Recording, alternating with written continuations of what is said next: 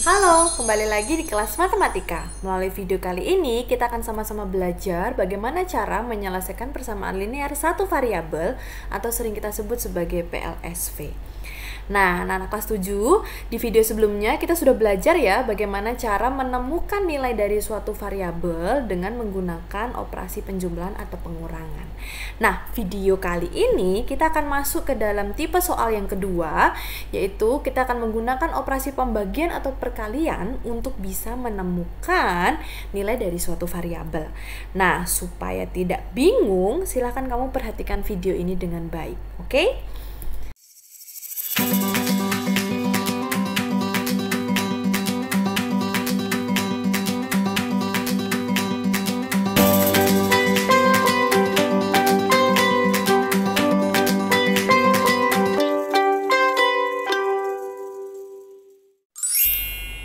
Baik, kita lihat contoh soal yang pertama ya. Di sini ada 2x ditambah 1 sama dengan 11. Ya. Kamu harus terus ingat ya, di dalam persamaan linear satu variabel itu ada ya suku yang berada di sebelah kiri, ada juga suku yang ada di sebelah kanan. Seperti itu. Ya, oke, kita lanjut. Caranya hampir sama. Karena kita mau mencari nilai x, otomatis variabel x harus kita pertahankan ya. Berhubung variabel x-nya ini ada teman yaitu 2, otomatis 2-nya juga kita pertahankan ya. Jadi 2x dipertahankan. Yang harus hilang mana? Yang harus habis berarti yang plus 1 ini nih, yang di sebelah kiri ya. Plus 1 harus kita apain supaya dia habis atau hasilnya 0? Berarti harus kita kurangi dengan 1. Betul ya? Karena 1 dikurang 1 0. Oke, ingat lagi, kalau di sebelah kiri dikurang 1, otomatis suku yang ada di sebelah kanan juga dikurang dengan 1 ya, sama-sama dikurang dengan 1. Perhatikan, 11-nya tidak berubah ya. Kalau sudah, kita hitung 2x-nya tetap ya, ditambah 1 dikurang 1, hasilnya 0 ya. Suku sebelah kanan kita hitung, 11 kurang 1 hasilnya 10. Oke, 0 ini bisa kita buang ya, berarti 2x itu sama dengan 10. Kita belum selesai sampai di sini ya, masih ada lanjutannya, karena kita mau mencari nilai x ya. Yang kita cari itu nilai x.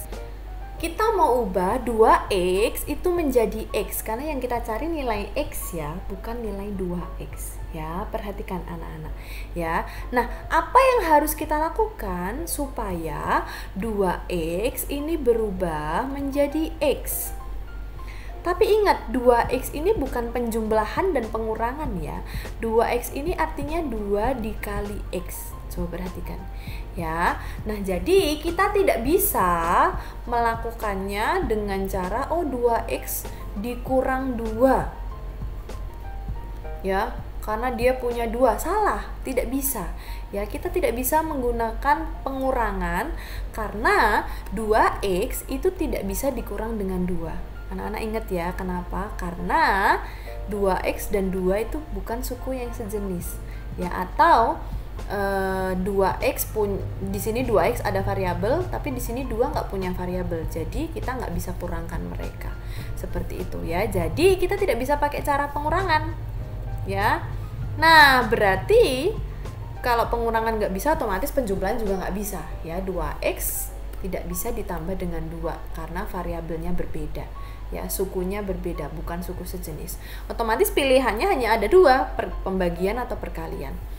2 harus kita apain supaya jadi 1? Dibagi ya, bener nggak? 2 dibagi dengan berapa supaya hasilnya 1? Berarti 2 kita bagi dengan 2 ya. Ingat, kalau di sebelah kiri kita bagi 2, otomatis di sisi kanan juga kita bagi dengan 2 ya. Oke, 2x per 2 sama dengan 10 per 2 ya. Karena ini sama-sama angka 2, kita bisa simplify ya, kita bisa sederhanakan, tersisa 1x ya. Berarti tersisa 1x ya. Nah, berarti x sama dengan 10 per 2 Ya, ingat per itu artinya dibagi. Otomatis X sama dengan 10 dibagi 2 berapa? 5. Jadi jawabannya adalah 5. Bu Arin kasih satu contoh soal lagi. Ya, caranya sama. Pelan-pelan ya. Karena kita mau mencari nilai X, otomatis yang kita buat bertahan, yang kita pertahankan adalah 3X.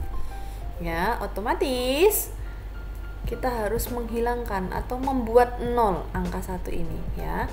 Positif 1 supaya hasilnya jadi 0, kita harus apain? Kurang 1, betul ya.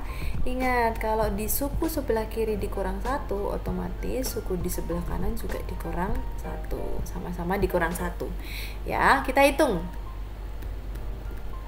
1 kurang 1, 0 ya, sama dengan 7 kurang 1, 6.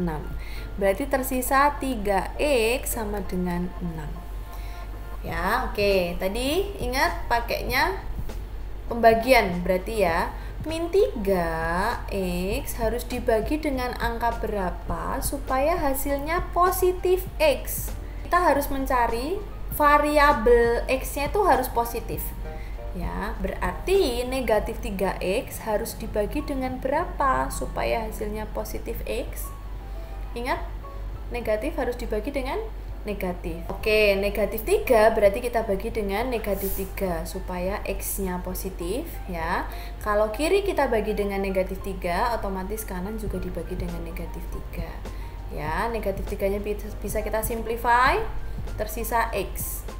Berarti 6, ini ingat per itu artinya bagi.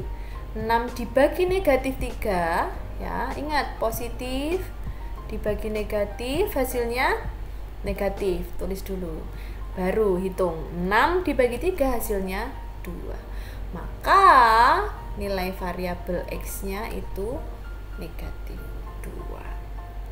Oke, bisa ya anak-anak ya. Supaya lebih mantap lagi, silahkan kamu boleh pause video ini, kemudian kerjakan 2 soal yang ada di video bersama partnermu. Kalau kamu masih mengalami kebingungan, kamu boleh datang ke Bu Arin dan bertanya kepada Bu Arin.